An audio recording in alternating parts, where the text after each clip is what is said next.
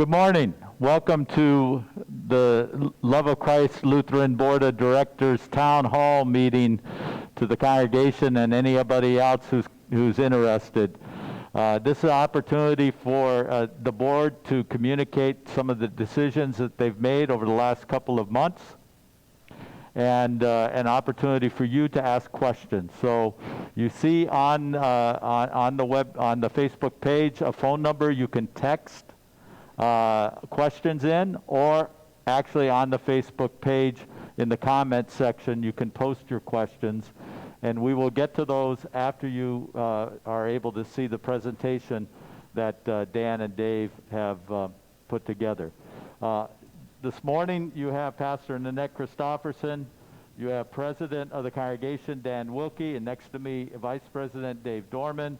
In the audience here we have Board Member Mike Barker, Mike Obert, Patty Delaney, and also our Director for Youth and Faith Family Formation, Kevin Anderson. So let's begin with prayer.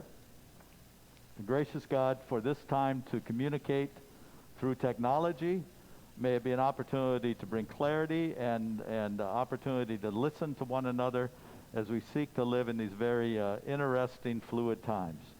Just, again, watch over this community of faith and all communities of faith as they seek to be, faithful stewards of the gifts that you've given all of us. In Jesus' name, amen.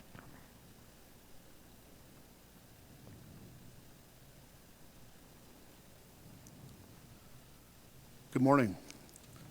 So my name's Dan Wilkie. I'm the president of the board, as the pastor mentioned. We want to go through this morning kind of a bit of the timeline and how we got to where we are today, and some indication of where we're going to be moving forward in the next few months, probably. So next slide for this. So this is just an overview of what we're going to do. We're going to look at the kind of discuss the primary concern that we have as a board, look at the timeline of from when we first left the church till where we are today. Discuss criteria for in-person worship.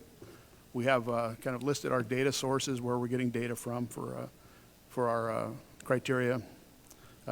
We have that 14-day rolling average chart that some of you have probably seen in the mailing that was sent out earlier this week, and then what our current recommendation is for return. Next slide. So our primary concern for worship is the health of the congregants. And we're not talking about simply our physical health, but our spiritual health as well. I think that if we were only concerned about our spiritual health, we would have been back this morning. And I don't think that would have been necessarily the right thing to do. If we were only worried about our physical health, then we'd say, well, let's open when there's a vaccine. Well, there may never be a vaccine. It's certainly a possibility.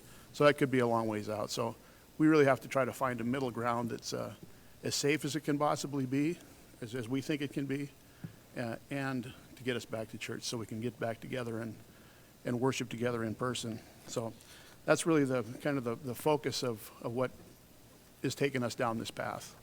Next chart. So we'll go down the timeline from when this really began for us. On March 14th, 2020, we were having our first board meeting with our new members. We were having a retreat over here, and partway through that meeting, Pastor got a message from Bishop Hutterer recommending we suspend operations and basically not have services that following Sunday. We immediately tore apart the church directory into 10 different segments, or 9 or 10 different segments, and started calling everybody in the directory. I'd like to think that everybody here either got a direct phone call or a message. We wanted to make sure that everybody recognized what we were doing and the reason we were doing it, and know that we really do care about the health of our congregants. We also, I think the following day, we were here on site to verify that to turn people away if they showed up, if they didn't get the message. So, but I think everybody did, and that was really I think that was the first day we started online worship. Online worship has gotten much, much better since then. It was good, it's even better. So that's when we initiated that remote worship plan. Next chart. So the next meeting we had was on April 14th. That was our regular April board meeting. Not that much had really changed between, in the interim. We were still getting guidance that we should stay away from in-person worship. So we really didn't continue. We didn't really do any direct action at that time, but we did continue to work on improvements to the online service, and again, that continues to today. Next chart. May 12th, we had our May board meeting. This turned out to be another 3-hour board meeting, the first of our 3-hour board meetings, where we really started our initial discussions of what it would take to come back to an in-person worship. At that time, we discussed, bounced back and forth, whether we should have it in the sanctuary or the COC. We talked about the number of services we might have, how we might structure those services, and discussed quite a bit about safety of congregants at that time too. The results of that meeting was that we scheduled a special meeting for 2 weeks later to really deep dive what our intentions were and how we would go about doing this. Next slide. Our special board meeting in May, again, was probably almost a 3.5-hour meeting where we did a deep dive into the really 3 different topics. One was the how and the where, and the second was the when, really. So that was a very big meeting. Next chart. So these are just the topics that we focused on. We pulled together a lot of different topics that we felt we needed to address for both the how and the where and the when. We started off, actually, it's not shown here, but we started off by discussing the phase 1, phase 2 guidance that we were getting from the state. As we went through that, it became pretty apparent that we didn't feel that there was that might be a good basis for a wide group, but it wasn't really a good basis for us to make a decision on how we would go forward. So we felt that we needed to dig a little deeper to understand better the science behind how we would come back together. So that was our first. The first thing we did was talk about phases. From there, we moved on and we talked about our online presence, with the online services. Our plan currently, and I think it's going to be long term, we're going to be online long term. Even when we're back together, we're putting the plan together to continue the online worship, so that folks that can't make it here can still participate. Again, we discussed that the primary concern is the physical health of the congregants. This is our intent really is to make, when we do come back, to make this safer than if you're going to the grocery store or the hardware store or whatever. We want to make sure that we can get people back together and be very comfortable that everybody will be physically safe, health-wise. So some of the things, and I'm not going to go into these in depth really, but the things that we discussed again was the location, whether the sanctuary or the COC, how many people we would have in the service. We know we wouldn't want an entire, the place full, but that we'd have to have some sort of limitations. And then what goes along with that is the numbers. How many? How do we control the numbers of people that come to a given service? What kind of groups we would suggest maybe should not come back for in-person worship for a while. There was a lot of discussion about those kinds of things. Further, we discussed how many services we might have, whether we should have 2 or 3 services, whether we should have services throughout the day. There was a lot of discussion about how we might go about deciding how many services to have. We discussed printed bulletins. We're not going to have printed bulletins just because of the touching. Masks and face coverings. We decided really at that time even that they're going to be required. They're going to be mandatory at service. So that's continued to today. We've had folks making face masks so that for those people that that don't have face masks or forget their face masks when they come in, we'll be able to have those at the door. And what we'll do is we'll hand them out at the door. We'll at the end of service, we'll have a basket over here where they can drop them back in, and we'll wash them and have them ready for the following week. But they're going to be required, and we are going to supply some as we can. Next chart. We continue. We talked about the flow of people in and out of the service. How do we make sure that we, again, people safe, keep people safe? We feel that the flow really is the critical spot in this whole approach to in-person worship. That if we can keep people separated as we come in and they're wearing masks, that will be pretty safe. Again, spacing during service, we talked about the fact that we should stay separate per the CDC guidelines, that kind of separation, so the at least 6 feet apart with the masks. We're going to be doing, we discussed chairs, whether they should be fabric or metal, whether they should be in a preset location or whether they should be customized as people come in. We further discussed music, whether we should have in-person singing, and when we discussed the fact that wind instruments should not be allowed because, again, wind instruments tend to promote aerosolization of anything that comes out of your lungs. So we discussed how we go about having the offering, and we'll get into where we ended up on all these things a little bit later in the presentation. How we would handle communion, whether we'd have restroom access, whether we should have access to any of the other rooms in the COC. Next chart.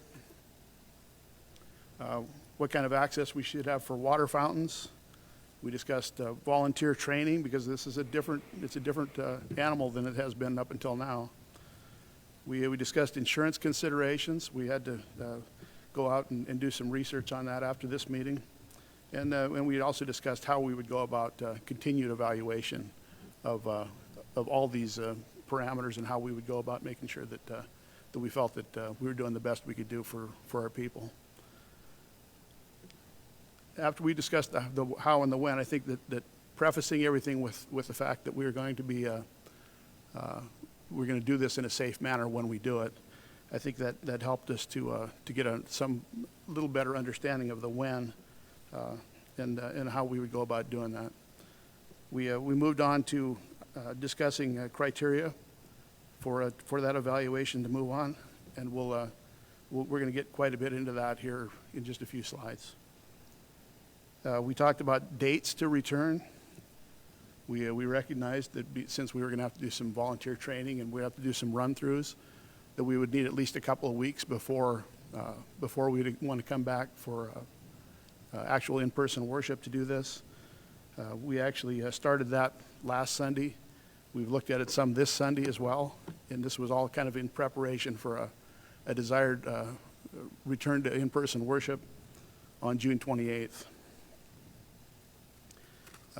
And then we discussed how we would go about notifying people and what we would need to do to make sure that the congregation knew and that the volunteers knew and everybody had an understanding of how we were going to run this when we got back. So those are the kinds of things that were in there.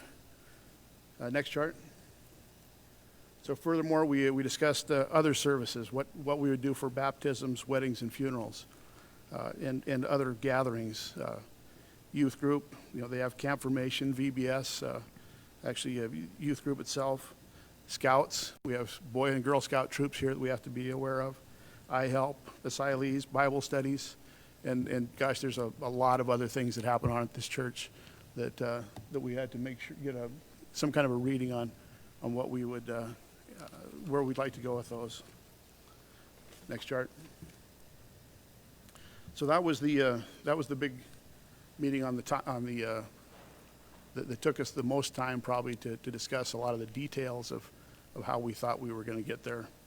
Then we moved on to the regular board meeting on June 9th. And again, this became another 3-hour meeting because we really did discussed a lot more the criteria that we were going to get into to allow us to come back to church. That was probably the biggest part of this. That in combination with the normal business of the meeting. So some of the possible criteria for consideration, and we're going to get into this, is the amount of testing that might be complete, the number of new cases, the hospitalizations, admissions to ICU, the number of deaths, and the transmission rate. These are all items that we had that we discussed at that meeting, and again we're going to get into that in a little bit more detail here, starting on the next chart. We kind of decided at that time on a target date of June 28th, and that we would so we immediately started to prepare for return, again with practice runs through the COC and volunteer trading. And I mentioned earlier that started on June 14th and continued today. So Mr. Dorman's going to handle the next several charts. So Dave.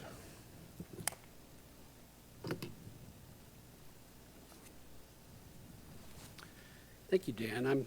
I'm Vice President of the board, and on the June 9th meeting, I was interested in bringing to the board kind of an engineering approach. Dan and I are both engineers, so we're going to be looking at charts and numbers because that's how we're educated. So on June 9th, I thought it was important for the board to decide for itself a reopening criteria. And this criteria would be something that the board would own, the board would define. It is something that we could be measured, and it is something that we could clearly communicate, and that's what we're trying to do today. So in that spirit, I looked at the national picture, Arizona data, Maricopa County data, capabilities and capacities. So we were trying to get a handle on all this information and digest it into something that we could develop and define for ourselves, an opening criteria. Next slide, please. On June 9th, you can see that Arizona had the highest in-nation new cases per million per day. That's our environment today. So that's where the disease is active and in our community right now. On 6/18, the same data source indicates that we're still there. We're still there. So we're in a very active environment here. This chart also indicates percent of test target. We looked at Arizona's testing capacity and how we're doing on a nationwide basis. Experts have defined what they believe the nation should test on a per person basis. And then if you prorate that on a population basis to state by state, you get a number. And on June 9th, Arizona was testing at about 70-some% there, 71%. And that showed improvement from our earlier board meetings where it was significantly lower than that. Today we're doing much better. We're up higher, and I'll show that in coming charts. Next slide, please. We also looked at infection rate. So with this disease in our community, how effective is this at spreading? And one measure is called an RT infection rate, and that rate is based on this. If you have the disease, how many other people, on average, will you reinfect? And on 6/9, the Arizona rate was 1.26. On 6/18, you can see it was better at 1.18. The same data for Maricopa County is similarly showing 1.2 and 1.21 on dates 6/9 and 6/18. So this means that if you are infected, if you know it or not, you have a probability of reinfecting someone else other than yourself. Next slide, please. Again, trying to get a better handle on this reinfection rate. Here's a graph showing where we were on 6/9 at the board meeting, indicating that number at 1.2. As I indicate on this slide, experts would like to see that number at 0.9 or below. So here in Arizona, we've never been close. We'd obviously like to see that number lower. Next slide, please. This same chart here, updated for 6/18. Again, we're in this high category here, this high reinfection rate category as determined by the experts. Next slide, please. Another thing we considered is what is the capacity of our health system, both in the state and Maricopa County, to weather this disease. And when we met on 6/9, the state was asking healthcare providers to start looking at their contingency plans, to start being prepared to ramp up. I cite one Arizona Republic article here on June 8th. So we are at high utilization of beds in our hospital system across the state and Maricopa County now. So as being a good neighbor, as loving our neighbors, this was a consideration the board wanted to incorporate in its thinking. Next slide, please.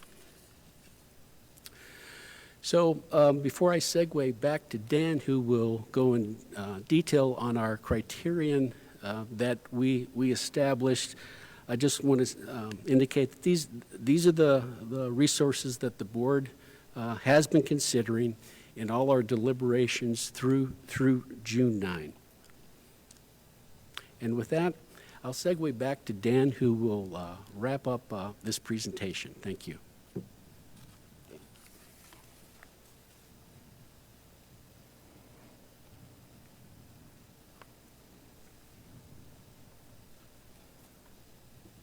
Next slide.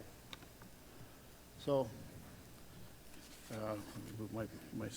where we ended up at after that meeting was we discussed all those items that Dave was just speaking to. We also discussed, again, the daily hospitalization chart that we've talked about earlier. And we settled on really the trend in daily hospitalizations as our guide. And we're going to talk more, go into deeper detail on that here in a moment.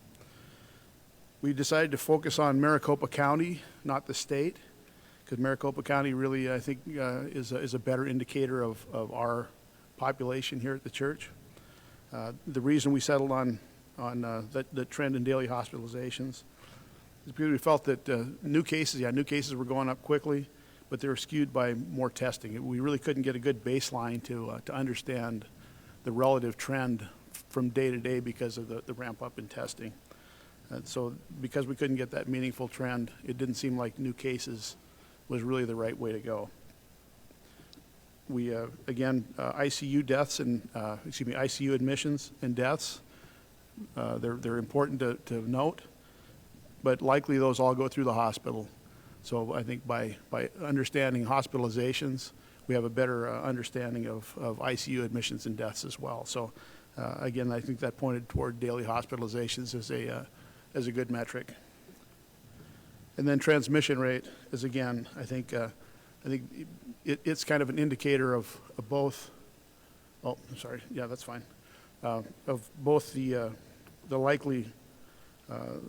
It's likely reflected in both new cases and hospitalizations. So that's why we settled on daily hospitalizations as a metric. So to the slide here now, we decided that in that June 9th meeting that the online service would continue long term. We don't plan on taking that offline as far as we know. So we decided on 2 services, one at 9 a.m. and one at 11 a.m. We wanted to stay with so that our online services continuing at 9 a.m. so everybody can still stay in touch with that, and give an 11 a.m. for later. We decided that we would have people register for attendance through Sign Up Genius, and that's online. or to call the office. So whatever the limitations are for those two services will be filled up on, by calling in ahead of time, and we'll have a list of people that we're going to check at the door to make sure we can, for contact tracing and make sure we have room for everybody. We don't want to be turning people away at the door if we don't have to. In this meeting, we also settled on 50 attendees initially. That's not counting staff and volunteers for each service. That's about, I think that's less than 10% of the capacity of the room. I think it allows for significant spacing, significant airflow through from the air conditioners. I think it'll be very safe that way. We decided on designated traffic flow, which is going to be guided by ushers on the way in and on the way out to keep separation for everyone. We're going to have cones outside the front door to keep people as they come in separated by 6 feet.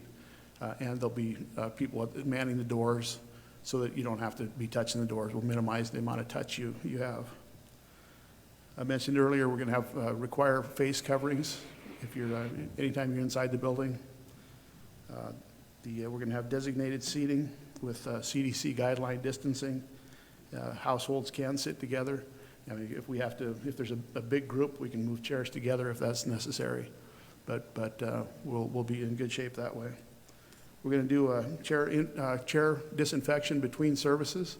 So that's kind of why we ended up on a 9 and 11, so we can get the 9 o'clock service done, get everybody out, and disinfect chairs and have them ready to go for the 11 o'clock people coming in. There's also going to be hand sanitizer available at both the entrance and the exit location of the COC. And offering plates, we're going to have offering plates on a table near the exit, so on the way out we'll have a place to drop offerings off. There's also going to be a bag over there to drop masks off. I mentioned earlier, if you don't have a mask, we'll have masks available on the way in, and a bag to drop that mask off so that we can wash them and be ready for the following week. Next chart. We will have no bulletins. For at least initially, there won't be any live singing. Everything's going to be taped and on the screens. This includes. It should include people that are here as well. If you're here listening, we're going to ask that people not sing along. Again, this is to do with the aerosolization of anything that might be going on that would even escape your masks potentially. So we try to stay away from that. We decided no communion for now. We're going to talk further about it. All these guidelines, I think over time, once we get back, will be open for further discussion, but there won't be any communion for right now. Bathrooms, they're going to be available, but we're going to try to limit the amount of usage of those as best we can because they really should be sanitized after uses. The water fountains are closed. We have plastic over those already, and we're going to have access to only the main area in the COC, so there will not be access to the kitchen or the green room or rooms 48 and 50. We were talking earlier. We'll try to have some bottled water here on site for anybody that needs water, since there's not going to be any access to it otherwise. So we'll try to have it covered that way. Volunteers, we said they would have to attend training. Again, over the last couple of weeks, we've had people here, and I think going forward, we'll do more of that. We also discussed about if you're not feeling well, you should not come to the live service. You should probably stay home and participate online. We further kind of discussed maybe if you, there's a guidance that if you have a fever of over 100.4, you should probably stay home as well. So again, this is just to keep our whole church family safe. And then finally, those in an at-risk category or caring for someone in an at-risk category are encouraged to continue their live stream attendance. So I think these are all guidelines that we've, again, trying to keep you and your family safe and friends for that matter. Next chart. So our decision on the criteria. And this took quite a bit of discussion to get to this point and how we were going to word all these. But it's a 14-day rolling average of the COVID-19 daily hospitalizations in Maricopa County. We had two motions that passed that evening. One was a motion to begin the process of preparation in anticipation of opening. Again, this is really the getting the plan together and getting the COC set up and an understanding of how the people were going to flow and starting the volunteer training. This has started on the 14th and today, and will continue. So we're already moving down that path. The second motion was a motion to reopen for worship on or after June 28th, 2020, provided that the board sees a downward trend in the 14-day rolling average of COVID-19 daily hospitalizations in Maricopa County. This 14-day rolling average curve, and we're going to show you the chart and the data and everything that goes with it, is really the kind of our guide for now, whether we think we should return or not. Next chart. So the place where I'm taking the data from for this rolling average chart is from the Maricopa County Daily Report. They send this thing out. It's about 5 pages long. There's a lot of data. It comes out at 9 o'clock in the morning every day.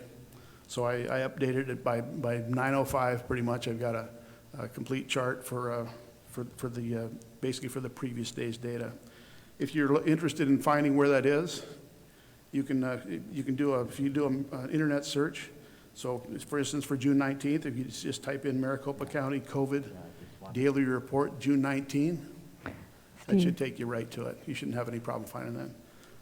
And it's like I said, it's a significant thing, but it'll give you kind of an insight where this data is coming from. The data that I'm using for the chart is from there's a chart on page 1 of that 5-page report.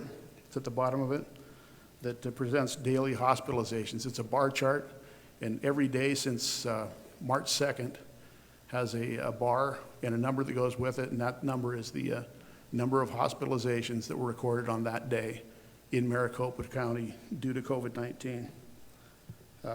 What you'll see, so that's updated daily. If you were to go back through those over time, what you'd see is that sometimes there are dates where there are changes. Gosh, they can go back months, and I don't know exactly why they go back that long. The last 2 weeks almost always has changes. There are almost always increases that come into play, but they're often updated at any rate, probably because of reporting and testing lag and things like that come into play on that. So I go back through the entire, when I make the chart, I go back from May 2nd on and verify numbers and make sure that I've got the full chart correct. Next chart. So it's impossible to read, but if you get into that report for the 19th, this is that bar chart that I'm talking about. It starts at 3.2 on the March 2nd on the left-hand side. It goes. This one goes all the way to the 16th to 18th, I guess. It would be the 18th on the right-hand side. One thing you'll see. So anyway, that's just an example of that chart. Let's go to the next chart. So here, this is kind of this is really the basis of the chart. A couple things to point out. You see the 14-day period. That's every day has an average, is represented by an average of that day and the previous 13 days. So a total 14-day rolling average. So for example, on 4/29, which is the right hand, that's when there was 40 hospitalizations on the right hand of that 14-day period I show. So on that day, the rolling average point is the average of all the days from 4/16 to 4/29. Then for the 30th, it's the average of all the days from the 17th to the 30th. and so on and so on. So that's how this entire curve is calculated.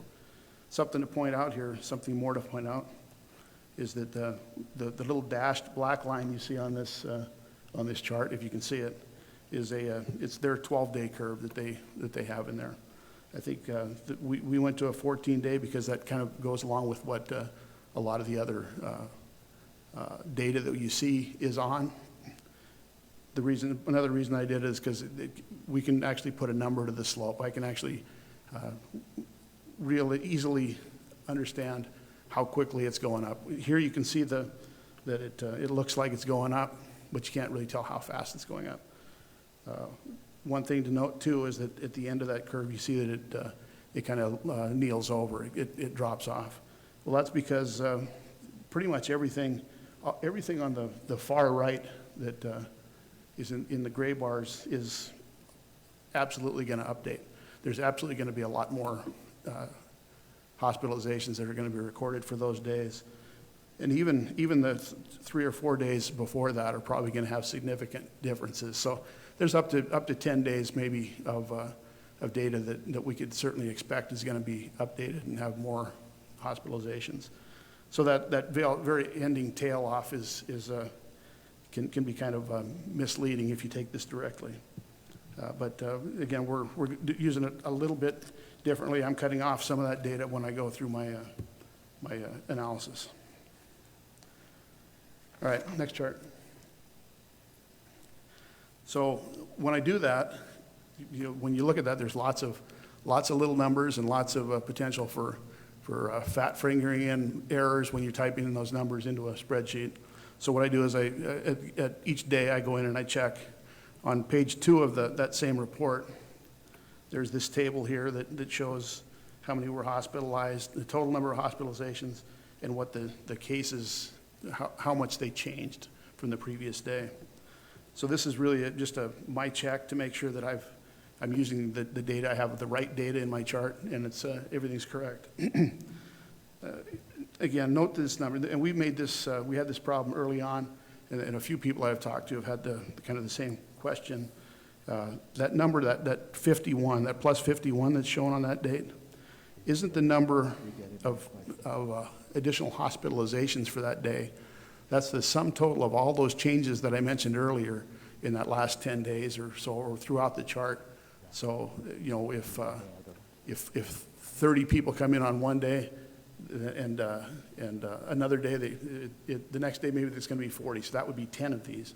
So this is really a summation of the entire chart is what this shows you. It doesn't show you what's going on an individual day. So at any rate, I'm checking to make sure that I have the right total data that I'm putting into my chart. This, what you see here on the screen, is as of the 19th from the report yesterday morning. You know that. Next chart. So coming up, we're going to see the latest chart for our LOC criteria. It uses the June 19th data because that's what I had available yesterday. And it does show a continuing rise in the COVID-19 hospitalizations in Maricopa County. Next chart. So what you see here is the chart that we've been working on for, a couple weeks anyway. You can see that it's taken off. It was dropping until the 26th of May, and then after that it started to take off. And in the last 2 weeks, it's going up at a rate of about 9.7 every 10 days. So the way you describe that is if you look at the number of Maricopa County hospitalizations on the 26th, it looks, or excuse me, on the 29th, it's about 26 people per day. And then if you look at on the 7th of June, which is 10 days later, it's about 36 per day. So that's what I'm talking about when I talk about a tally going up by 9.7. It looks like it's every 10 days, on each day, there's 10 more people that are being admitted to the hospital. Something to discuss here further is that at the 6-9 meeting, we actually saw that the trend was still it was still going slightly downward at that time. So it looked like it was maybe realistic that we'd be able to go to start back up on the 28th. But as we continued to monitor the data, and as the data was continued to update, you can see that it turned up. So it really over that following 2 weeks went up by about 1 head per day.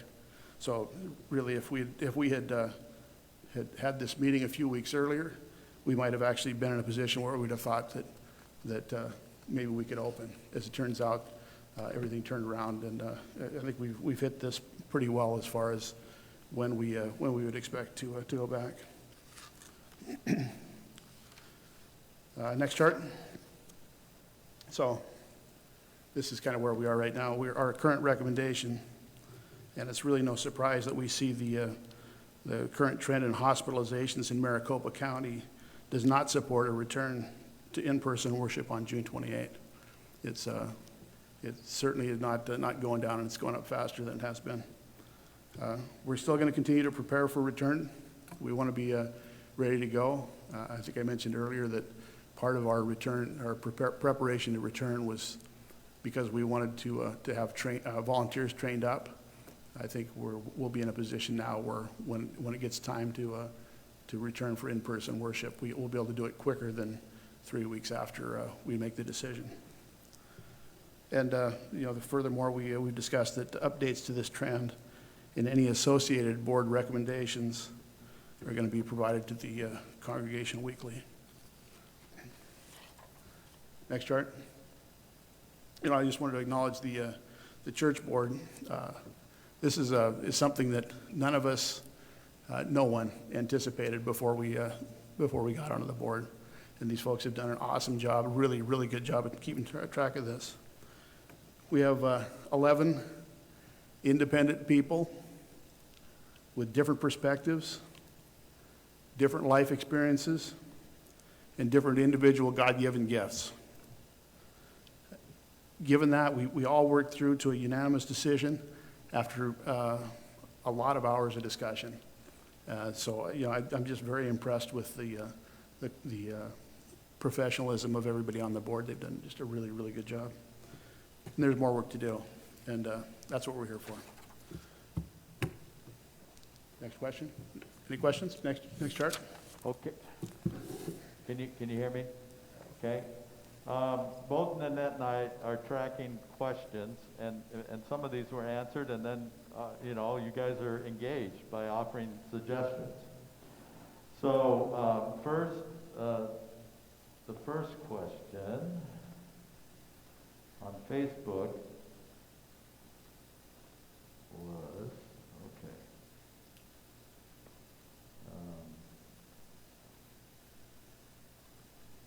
Are there any other churches who are live again that we can compare notes on how to open?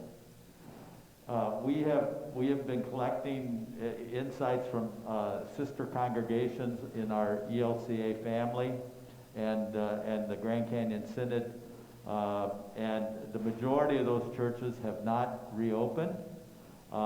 Bishop Hunter has discouraged our congregations to open to live worship through the month of July in light of the trend lines. But we also are all invited to look at the local context and the community in which we sit and are serving. And in light of that information, our board came up with the criteria that you heard Dan go through with regards to the rolling average of declining hospitalizations due to COVID-19. We know there are many other metrics that are out there that people are looking at, and there are churches who are doing church different than us, and they have no problem having their doors wide open, but that is not the decision that the board has made at this time. We really want to be cautious. We care for the safety and well-being of our community, and so the protocol that you've seen outlined in this presentation indicates the path that we're going to travel. But it's not a path that's stagnant or static. We're living into this world that we're in, watching numbers. We may open for worship and then have to close again. Or we may open for worship and be able to expand the number of people that we can have gathered for worship. Then another question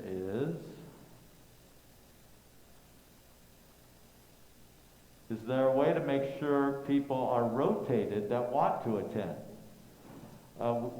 We talked a little bit about that. At this point, we want to just try one Sunday and see what happens, because we continue to ask the question of will anybody come back?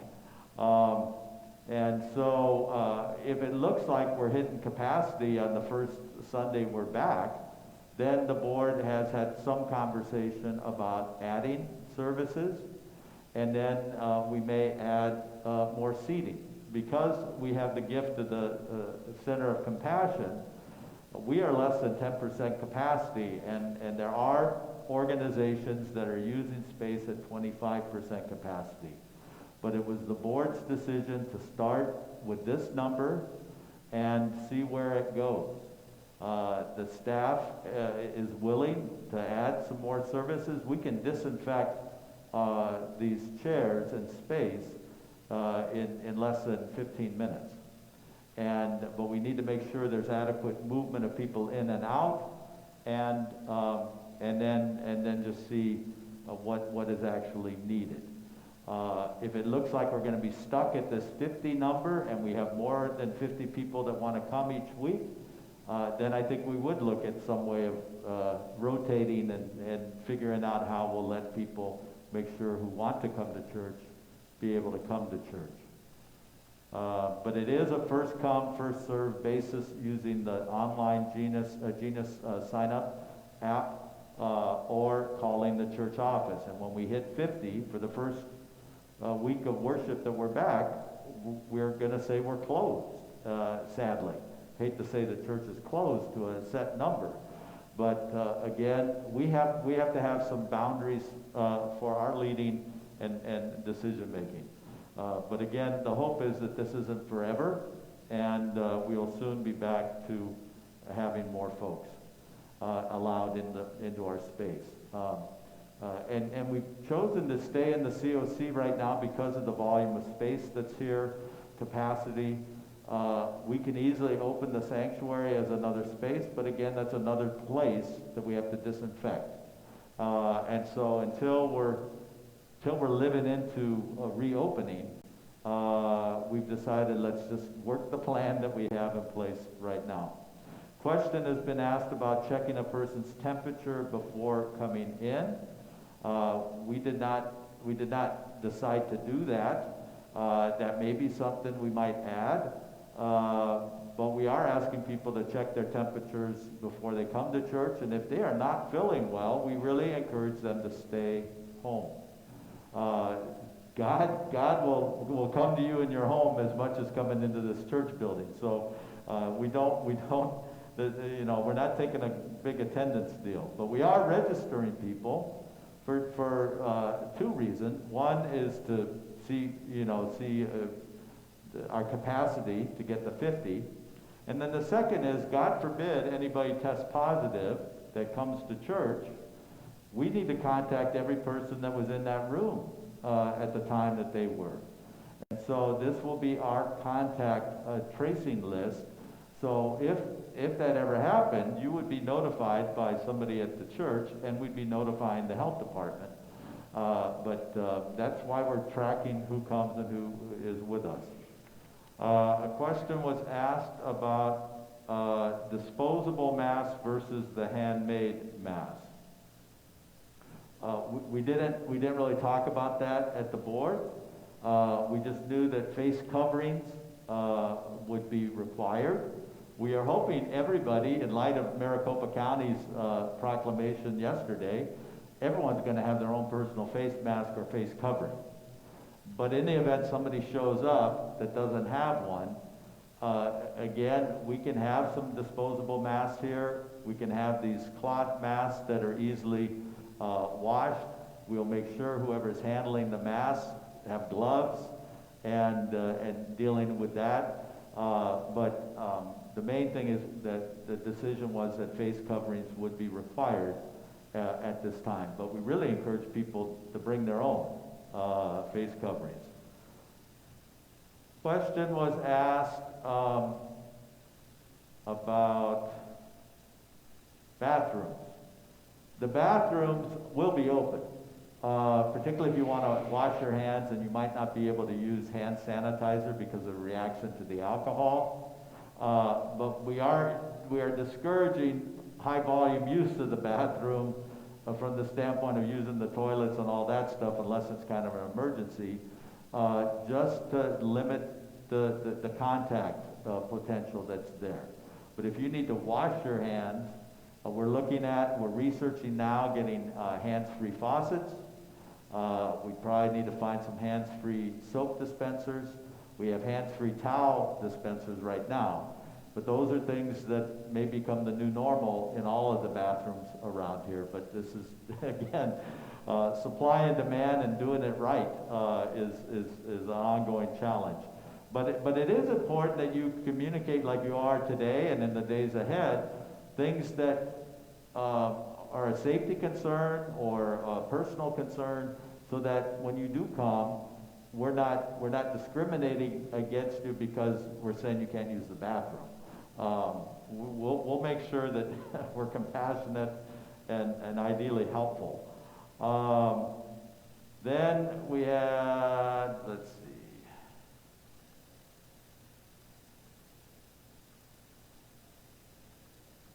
The 28th start date is not happening. As Dan shared in one of his latter graphs, the 14-day declining rolling average of hospitalizations due to COVID has not been reached yet. And so even if it started to go down tomorrow, we still need 14 days. Is that correct? So, because we're on a climb right now. So the earliest we would probably be able to open would be 2 weeks from now, but in light of the last 4 days in Maricopa County, it doesn't look very promising. As soon as we hit that 14-day rolling decline, it may happen on a Wednesday, we would send out our e-news and we will have the sign-up genius ready, available, and the phone will be ready. We'll open the doors because physically we are ready to open here. We have all the pieces except maybe the faucets in place, but we're watching this Dan's tracking this daily, and if it happens on a Friday, we'll send out an email. If it happens on a Saturday, we'll probably wait till the next week. Yeah, I'd like to add that it's a sense that we'll know earlier than the day it happens that it's going down. Yeah. And we'll have a good idea what's happening. The question, not in the email, but the question of, let's say we have church 2 weeks from now or 3 weeks from now, because the average is going down, and then it spikes up again. Then that's where we have to say we need to wait again, because it seems like this thing continues to live. But, we're all hopeful that we're going to hit the peak and have it go down if we all do the basics of face covering, wash our hands, practice physical distancing. And that's what we got to do until herd immunity happens or we have a vaccine. And you can go to Vegas and place a bet when that's all going to happen. Are we considering mandatory hand washing or sanitizer? Yeah, not mandatory, but we'll have 2 stations when you come in that are hands-free for sanitizer, or the bathroom will be open if you want to wash your hands. And then as you go out, we'll have 2 stations of hand sanitizers. But our goal is when you start in line outside the COC, the only people you're touching is either yourself or the person you came with and nobody else. And you're going to sit in your seat, and then at the end of the service, at the beginning, the usher will direct you to a seat. And then when you get up, you're going to be directed out without touching anyone or anything. But sanitizer is and will always be readily available, as will the bathroom sinks be available. And then a question about communion has come up. And again, communion is an important part of our life together spiritually. But we have, as a board, have said at this point we want to just reopen to worship as we're going to imagine it. Then introduce communion in a way that seems to be safe and appropriate. We also, Pastor Nanette and I have been having conversation and will with the board in the next couple of weeks, see if there's a way in which we can create during the week small groups, 10 or less, for brief 20-minute communion services that could allow people in a safe way to take the sacrament without dealing with the higher volume of a Sunday morning even. This is new territory for all of us, so it's not going to be perfect however we do it, but we recognize that people are longing to have communion again, and people are longing to sing together again, but the CDC recommendations and the medical professionals are saying singing is a high spreader of aerosols, even with masks, so we're not going to do that. You had a question I had to answer. I have one. It's called, which chairs will be used and how will they be sanitized? And so we'll be using the COC chairs, the normal chairs that we have in the COC, and Dick has a sanitizer that we can spray on the chairs and leave them there, and they will be completely sanitized within 5 to 10 minutes. Yeah, 5 minutes. 5 minutes, and we'll do that in between services. I had another question about communion, but I think you answered it in your answer. So I think we're good. We want to encourage, these are the questions that I see on Facebook and you've seen on your text. So the board is accessible. You can call, you can email, you can send the pastors whatever questions maybe you think of after we stop this town hall. We acknowledge that we are rookies living in this time of pandemic, doing church in time of pandemic. But you have a board that is engaged, a board that is willing to work and listen to one another, and we really want the best for this community and congregation.